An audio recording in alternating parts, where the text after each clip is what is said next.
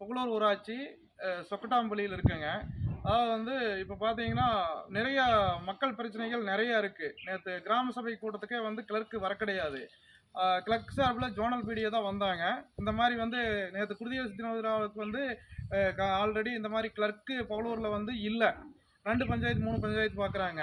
அதே சமயத்தில வந்து விவோ மணிகாரு அவருமே வந்து 2 பஞ்சாயத்து, 3 பஞ்சாயத்துங்கிறனால கிராம மக்கள் வந்து ரொம்ப சிரமமா இருக்கிறாங்க. வந்து பார்த்தாங்கன்னா, எப்ப பார்த்தாலும் மணிகர் ஆஃபீஸ் பூட்டி கிடக்குது.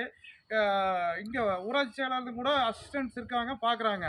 ஆனா வந்து புகழூர் மக்கள் வந்து நெறைய பிரச்சனைகள் வந்து இருக்குது. குறிப்பா பார்த்தீங்கன்னா, சொக்கட்டாம்பள்ளி ரோடு வந்து ரொம்ப குண்டும் குழியுமா இருக்குது.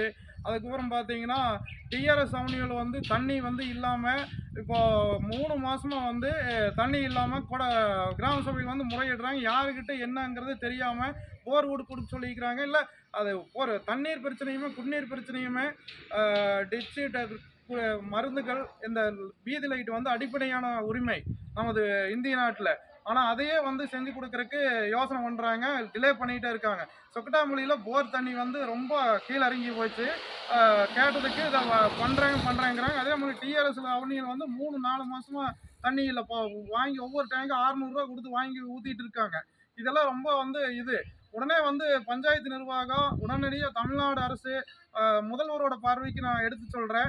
இதை வந்து உடனடியா சரி செஞ்சு மக்களுக்கு வந்து எல்லாருக்கும் எல்லாமே பெற வேண்டும் என்பதுதான் இந்த நாட்டினுடைய இது. அதை வந்து நல்ல வகையா பண்ணி கொடுத்தீங்கன்னா நல்லா இருக்குங்க. நன்றி, வணக்கம்.